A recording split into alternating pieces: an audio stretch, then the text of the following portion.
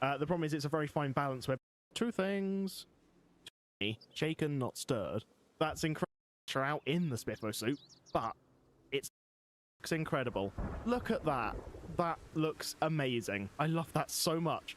Okay, and then the next step is that we're going to need to make a few more metal bars because we're going to have to now make a battery bank. If you're wondering why I'm not feeding Logan much, he still needs to lose a bit of weight.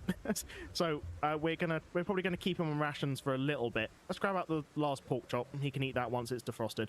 Workable iron, metal bars. There we go. Done. Okay, and then we should just be able to make the battery bank. From what I think we can craft battery bank. Small metal sheets, 6 electrical scrap. That's easily doable. Let us make a battery bank. And there we go. We've got a battery bank. I think we just place that here. I guess next to the solar panels is decent. 650.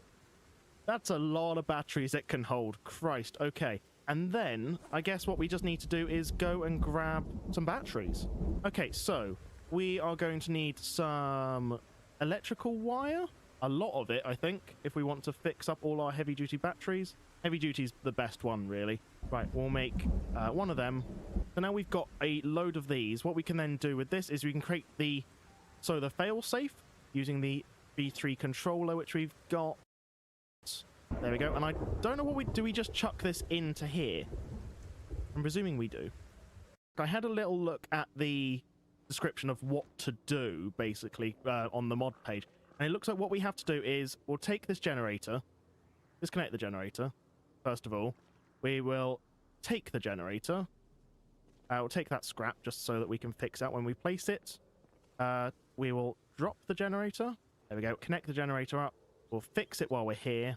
And then what we need to do is actually place this on the same tile as the generator itself. And what this should do is turn the generator on automatically. So if we then turn on, that should, in theory, now work. I need to go through all this and chuck out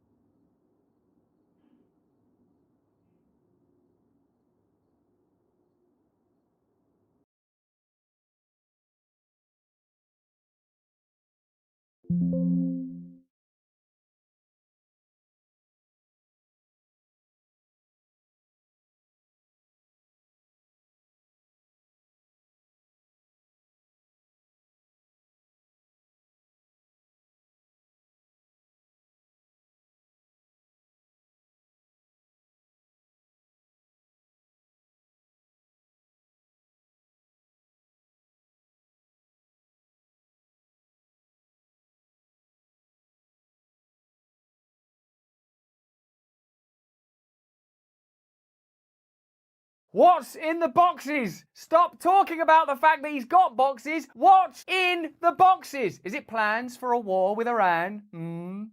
What's in the box? Hello there, you 6.4 million awakening wonders. Thanks for joining us in this voyage to truth and freedom. In order to get there, we're going to require an understanding of the land, for the map indeed is not the territory. We live in a world where people will censor Trump's post-arraignment speech. Also, we're fetishizing the fact that Trump has got these boxes. How dare he take those boxes? It's a transgression. It's awful. We can't have the contents of those boxes revealed. Why? That would give the Russians or the Chinese or whoever we are supposed to hate this week a terrible advantage in their ongoing potential perennial war against us. Or is there a possibility, and just let me know in the comments if you agree, that contained within Trump's boxes are plans for a war against Iran, has been alleged in some quarters? If that's true, that's more important and indeed chimes quite nicely with the previous revelations under Cheney, Bush et al. There was a global imperialist plan for the next American century to invade Iraq. Done. Afghanistan. Done. North Korea. Working on it. And Iran. Let me know in the comments where you stand on this story. And let's have a look, first of all, to get started, let's have a look at MSNBC's decision not to broadcast Trump. They have such a complex relationship with Trump, don't they? Oh, we've got to show Trump, but not too much Trump. Can't we just cut off a bit of Trump and have it in the corner when we're talking about how bad Joe Rogan is or something? We just need a bit of Trump, but not too much Trump. There's always the mainstream Trump tipping point. You know, guys, I don't think Trump's the solution to your problems. I know loads do. Let me know in the comments. But they need enough Trump because no one will watch us if we don't show Trump, but not too much Trump. He's bloody appealing. Ah! The Trump paradox. Now, tonight, after his arraignment on federal felony charges, he's speaking again, this time to an audience of his supporters that's gathered for a campaign fundraiser tonight at his golf club and summer home in New Jersey. We knew heading into this that he was planning to make these remarks. We are prepared for his pre-fundraiser remarks tonight to again be essentially a Trump campaign speech.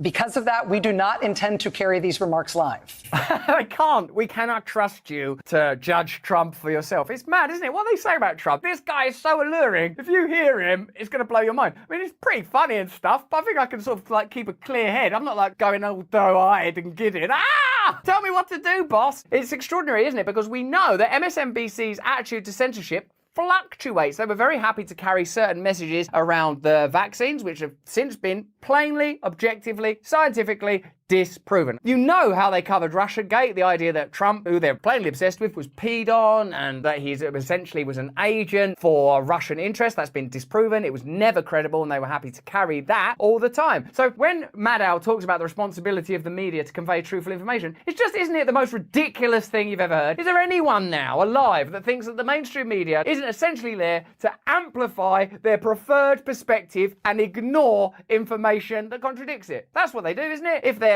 right-leaning, they'll amplify Republican messaging. If they're left-leaning, they'll amplify Democratic messaging. No one will amplify this message. You cannot trust either of those parties. They're both owned by corporate interests that are globalist in their nature. If you don't demand decentralized democracy, your lives and the lives of your children will be a form of mediated penury and slavery. As we have said before in these circumstances, there is a cost to us as a news organization to knowingly broadcast untrue things. The idea that the media is responsible and conveys information on the basis of its veracity is simply untrue. It conveys information that is expedient. The objective is use Trump to increase views, but not so much Trump that the Democrats don't win the next election. We want the Democrats to win because, you know, Rachel Maddow, who I keep telling you I think is a nice person who I actually like, appears at Lockheed Martin funded events. The world has gone all unusual. In the 90s, 1980s, would it have been plausible that a military-industrial complex company like Lockheed Martin, who make missiles that blow up kids, could sponsor gay pride? Because the idea behind the LGBTQ plus movement is tolerate and love everyone. You can't have a weapons manufacturer sponsor that. It doesn't make sense. And yet, MSNBC and CNN are willing to platform pundits to speak about war, in particular the Ukraine-Russia conflict, that have ties to Lockheed Martin and Raytheon without declaring their credentials. You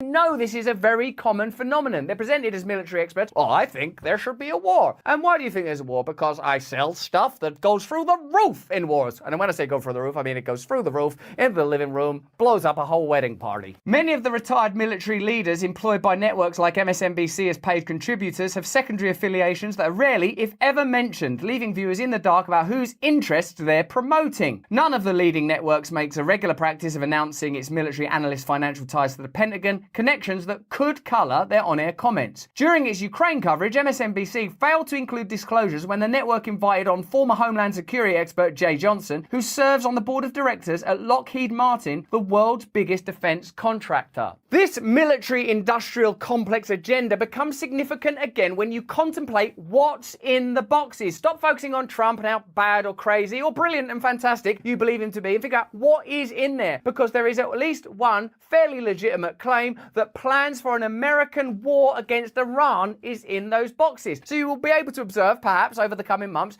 how agitation with Iran begins, escalates until it's necessary because of humanitarian crises to go to Iran. I feel like we've seen this playbook before. We are here to bring you the news. It hurts our ability to do that. We can't advocate for war if people keep saying war is bad and kills children. So we're just going to get people on that work for Lockheed Martin who won't talk about that. If we live broadcast what we fully expect in advance to be a litany of lies and false accusations, no matter who says them. What? No matter who says them. Oh my God. Hunter Biden laptop. Hunter Biden laptop. Let me know in the comments which thing that CNN and MSNBC have ignored is agitating you most in that moment. We can't fund this without adverts from Raytheon, Lockheed Martin, Northrop Grumman. I just want to say, sometimes it's worth having a war just to see how good their missiles are. Oh, the way, whoo, all over, like, it doesn't matter who it blows up. Don't try not to think too much about that. Enjoy this bit. Woo, that bit, don't worry. Oh no, they're just like us. Don't think about that. No, it's not for them. It's for probably some other sort of company, which I pray don't benefit from wars. Harvard Health Review researched why people take supplements. The top response was hope. They hope, these poor bastards, vitamin and mineral supplements will. I don't know, is it none of our business? It's our business. Why? I don't know, they're being mean. Or say, look, we're just having a war with Iran. Are you a conspiracy theorist? It's just like you're just suddenly saying you're going to war with Iran. Who's going to pay for it? Just mind your own business. Is it literally my business? Yeah, it's literally your business. Between 30 and 50% of all your earnings are going to fund this war, actually. Yes, in a detail that's been almost entirely glossed over, central to this case are a set of secret government plans for attacking Iran. Other than as a pure factual matter or to stress how recklessly Trump treated classified information, this has been little remarked upon. Just for a moment, think about that. Like, what we're focusing on is Trump took them boxes, that's bad, it's classified information. Okay, full stop. What's in the boxes? Oh, we're going to have a war with Iran. Do you want a war with Iran? Well, actually, no. I don't see how that's going to help at all. Well, we'll just keep telling you stuff until you do want a war with Iran. It's good because of independent media like this and because of Branko Marketich's writing, we're able to tell you now, and in fact, you'll be able to watch this unfold. You'll be able to see, like, you'll watch the mainstream media. Iran are bastards now. We can watch it unfold in real time. That's why they're trying to shut down stuff like this, obviously. The issue stems from Trump's apparent frustration with what he claimed was a false narrative being pushed by the press that after losing the 2020 election under the advice of then Israeli Prime Minister Benjamin Netanyahu... You're always going on about Benjamin Netanyahu. Let it go, Lynn. You're never going to meet him. ...who was briefly removed from power before returning last November, and the coterie of Iran hawks he'd surrounded himself with, Trump was dangerously close to ordering strikes on Iran that could have triggered full-scale war and had to be talked down from it by Chairman of the Joint Chiefs of Staff, Mark Milley. According to the indictment in a recorded interview Trump gave at his New Jersey golf club in July 2021 to a writer and publisher working on an upcoming book, the former president maintained the reality of the situation was the exact opposite, that it was Milley and the Pentagon who were pushing for an attack on Iran, on a reluctant Trump, and that the classified documents he kept were proof of this. That sounds very Trumpy to me, doesn't it? Like, I'm keeping those boxes. Also, you know that the Pentagon and their partners in the military-industrial complex require ongoing war. If you're an ice cream salesman, you like a nice, long, hot summer, right? Specifically, Trump showed them a pages-long set of plans for attacking Iran that he said were independently drawn up by the military and presented to him. Sir, we've got these plans for attacking Iran. Why? Good for business? I'll keep that. While the Washington Post's Philip Rucker and Carol Leonig's book, I Alone Can Fix It, alleges that Milley told a confidant that he viewed preventing war with Iran before the 2021 inauguration as one of his missions, it also depicts Milley as one of the advisors urging on Trump's drone assassination of Iranian Quds Force commander General Qasem Soleimani. New York Times reporter Peter Baker's own reporting on that assassination at the time didn't depict Milley in the best light, as he justified the reckless strike on the basis of reportedly vague intelligence about threats that actually didn't come to pass. Oh, there's probably going to be some attack. Oh no, what should we do? I don't know, go to war with Iran? Where's them attacks? I don't know about them now, sorry, I forgot about that. This comes in the midst of years of ratcheting up tensions between not just Iran and the United States, but maybe more dangerously, Iran and Israel. Yeah, that doesn't sound good. The latter's government has been pushing the Biden administration to take a more aggressive posture toward Iran for years, pressure that has been ratcheted up under Netanyahu's current hardline government, which has carried out its own strikes inside Iran and done several major and threatening joint exercises with the US military, including one just last week. Oh no, it's this again, isn't it? That's why it always starts. We're just doing this military exercise. Is it above someone else's airspace? Yeah, it's above their airspace. Like, they always say stuff like, a Chinese warship got in our way. Where were you? China? Hey, one of our drones got knocked down by Russians. Where were you? Russia? Stop bothering people in their own countries and then saying it's their fault. More recently, the Discord leaks of Pentagon intelligence revealed that the CIA itself doesn't know how serious Israel is about its threats to attack. Even so, the White House has signalled it would approve of whatever Israel decides to do, even if Israel ends up sparking a regional war or even drags the United States into the fray. The existence of US war plans for Iran suggests it wouldn't take much for Israeli attacks to draw the United States into yet another disastrous war, particularly if Iran retaliates, particularly if it winds up killing Americans in the process, whether intentionally or not. If I had plans here to smash up Tim Pool's studio, like, would you think, oh, I wonder if, like, they're gonna smash up Tim Pool's studio? Oh no, these are... Who gave you that? You shouldn't even have been looking in that box, my Tim Pool smash up his studio plans. That's between me, you fascist conspiracy theorist pig. Go and smash up Tim Pool's studio. We're doing this to protect you from Tim Pool. Any such war would be a calamity, not just for innocent Iranians. Who cares about them? But around the world, further destabilizing oil prices and adding to the economic havoc from the war in Ukraine that's already caused much secondary human suffering while potentially creating the conditions for a much bigger and more dangerous confrontation. Iran's deepening alliance with Russia, after all, could draw Moscow into the war, turning the country into the second front of a global proxy battle between two nuclear superpowers, the United States and Russia, while adding a third nuclear power, Israel, into the volatile mix. Woohoo! Do you know what this situation needs? Diplomacy, ongoing negotiations, clear, cool heads, and the willingness to look at humanity and the spiritual world as a whole. Yes, all of that. But also Israel and their nuclear weapons. We're not nearly there yet, but it's incumbent on all peace-loving people in the United States to work now proactively to stop this scenario from coming to pass, not just to ensure the